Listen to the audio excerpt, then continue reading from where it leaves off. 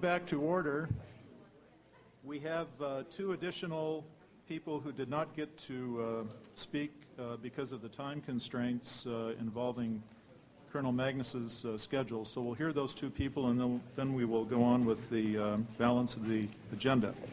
The first up is Amanda Rice.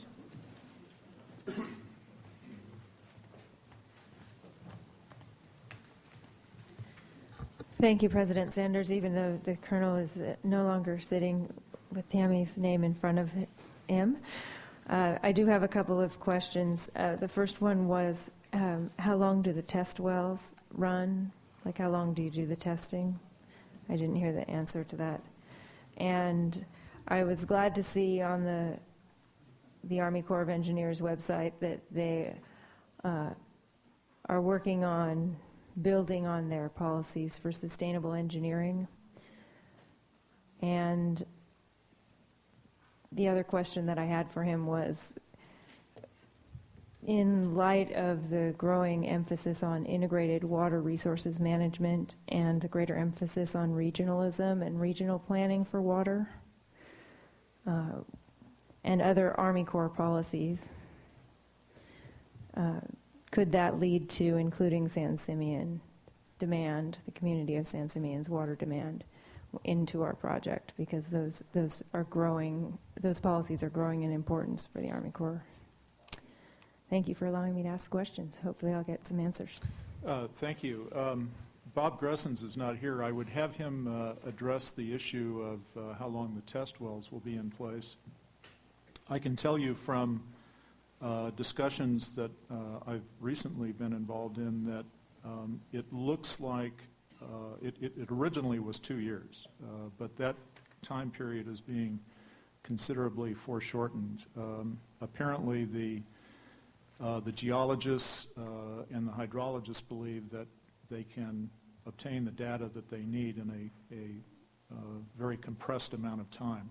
How long that is still an open question. And then after the test wells would be the permitting and going forward with the project. Design, permitting, and so forth. That's Thank correct. you. You're welcome. On the issue of San Simeon, since Amanda Rice raised it, let me just say very bluntly, it's a red herring. I'm sorry. There has been one meeting with the San Simeon Community Services District representatives. They came to us. They came to our executive committee.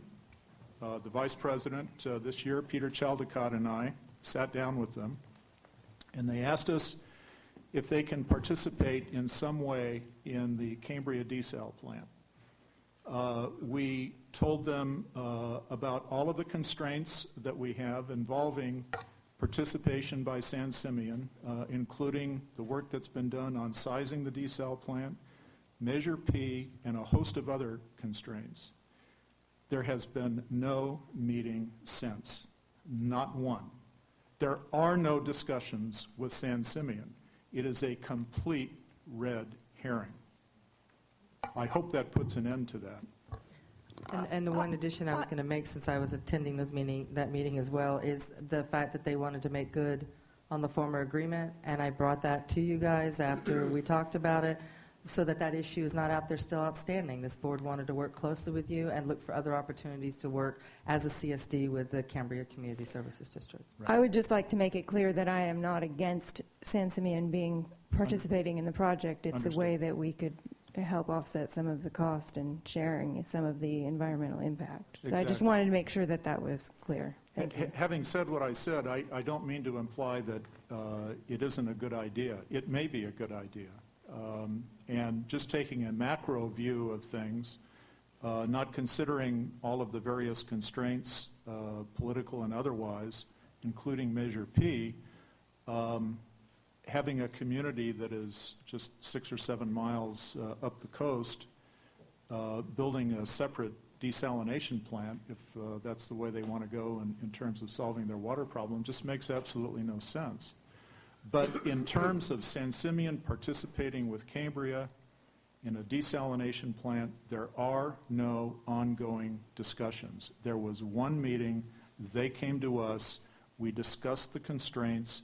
We also discussed the fact that they owed us money dating back to 1996, and that debt was settled. And that is the sum and substance of it.